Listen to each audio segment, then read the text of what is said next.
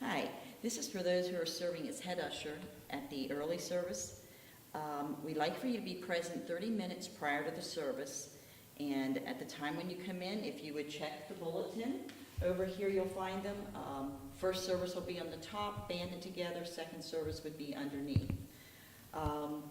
You'll check the bulletins for any special needs that may be ushering needs for this Sunday, whether it be a baptism or possibly reception of new members. And prior to the service, when you come in, it's good to find 4 to 5 people to serve with you as your offering ushers. Just choose anyone you would like. Take the attendance count during the service and complete the attendance report form, which is attached to the bulletins. You can go upstairs to the balcony usually so that you can look down over and get a good view of how many people are there. And then when you're finished with it, you place it on the small table with the second service bulletins when done up here also. Also be aware if it's, be attentive to the need to open or close windows so that it's comfortably ventilated, and opening and closing doors between the narthex and nave. We do like once the service has begun, when Carol plays the chimes, for the doors to go closed, thereby eliminating any noise. Processions. There's full processions that occur on special Sundays, Christmas, Easter, Pentecost, and most weeks there's just a cross being processed. And when we are having a procession, you'll find instructions over here on this table for the procession. We'd like you to assist the members of the Worship and Music Committee in securing replacements if needed. If you can't serve on the day that's been assigned to you, please call someone who may be serving a week or two after you and see if they would switch with you. If you cannot find anyone, please call either into the office and talk to Kate and let her know that you wouldn't be available, or you can contact myself, Joyce, and we'll see if we can help you out and get a replacement then. When we have the torch bearers, please light the torches before the torch bearers process. Help to get the procession started at the beginning of the processional hymn to make sure that we get started at the right time. The cross goes first, and then it's followed by the torches, then the Bible, and then the ministers. When there is a baptism, you will locate the baptismal party before the service. During the last verse of the hymn before the baptism, you'll want to escort the family to the area of the font, and then remain at the font for your participation in the service. At the appropriate time in the service, you'll light the small candle from the Paschal candle and say the words, "Let your light so shine before others that they may see your good works and glorify your Father in heaven." The Paschal candle is the baptismal candle, which is right at the font. Stay at the font until the baptismal service is completed. When it comes time for the offering during the service, when the organist begins the offertory, please enter the nave with your assistants to get the offering plates. Bring the offering and the communion elements forward at the offertory response. Make sure the bread has been removed from the plastic bag, and the wine and the bread lead the way for the offertory, and then the ushers will follow behind. Arrange for 2 of the ushers to put the center communion rail in place before returning to the narthex. And then if the piano is in the way, sometimes the piano will have been moved over. If that has been moved, then please move it back to the right.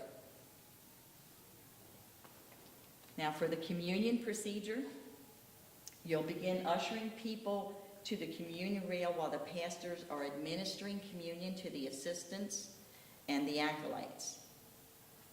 If you have someone helping you, ask that person to take their place near the communion cup holders, which would be at the very front.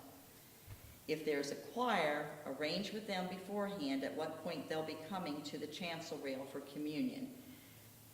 Generally, this is done first. Normally, they will be standing back in the narthex waiting that you can have them go into commune first and then go down to the front and lead in. You start with the first pew on the right side to get to move the people up to the altar. And on the left side, the first person kneels at the center left position, and on the right side, they kneel at the center, and then the second person will go to the right of them.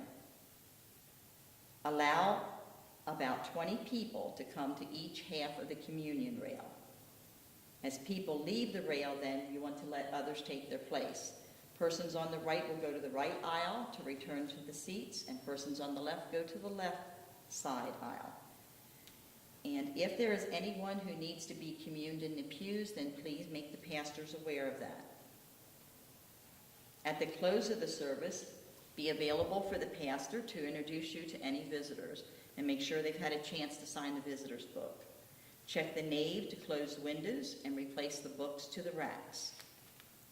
And with that, we thank you for your service. Hello, I'm going to give you head usher guidelines for the 10:55 worship service.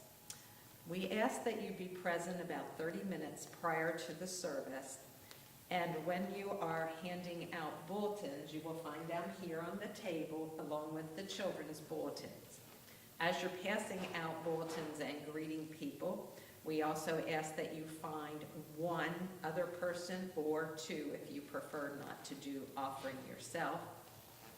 You will need to check the bulletin for any special needs such as baptism or reception of new members. We also ask that you make sure that there is an acolyte to light the candles. And at this service, you need to make sure that the center communion rail in the front is removed. After the service has started, you will take attendance, and the attendance count sheet will be here on the table on top of the bulletins. And that is usually done from the balcony. When you are finished with that, you also will take the count from the balcony. You will also go to the nursery and take the count from the nursery. At the end of second service, you will put that attendance count sheet in the mailbox in the conference room in the secretary's mailbox. Also, during the service, you need to be attentive to the need to open or close windows for comfortable ventilation, or open and close doors between the narthex and the nave, or any other adjustments. We do ask that you do not turn off any lights here in the back in the narthex during the service.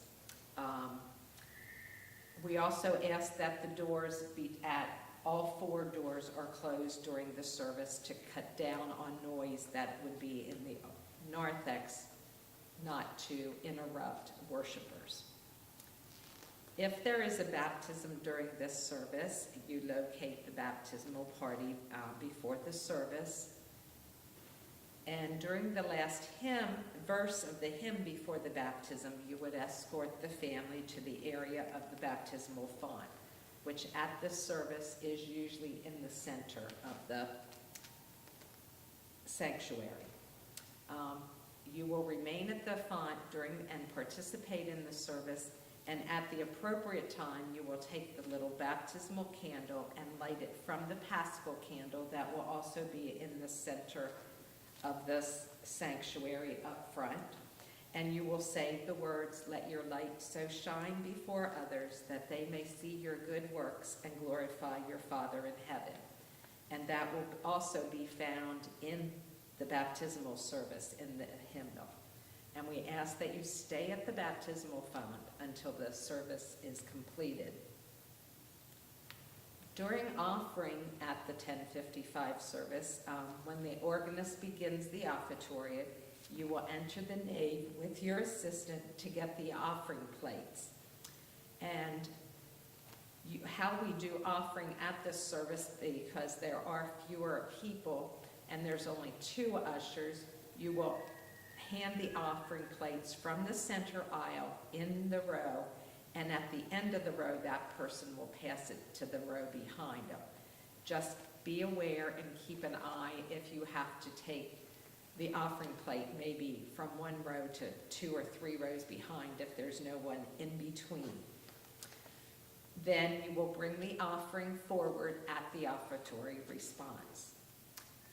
For communion at this service, we ushered the people to the communion when the pastors and the communion assistants are lined up across the very front. Also, you will have to wait. Usually first to take communion at this service is the organist and anybody on the praise team. You will begin to ask people to go for communion from the front, dismissing pews on both the left and the right at the same time. You direct the people to the pastors in 2 lines, and the left stay on the left and receive communion from that pastor and return to their seats along the left, and on the right they go to the pastor on the right and return to their seats on the right. At the close of the service, we ask that you be available for the pastor to introduce you to any visitors and make sure that they have had a chance to sign the visitor's book. Also, you need to check the nave to close windows and replace books. If you have any questions, you can always ask one of the pastors, and we thank you for serving.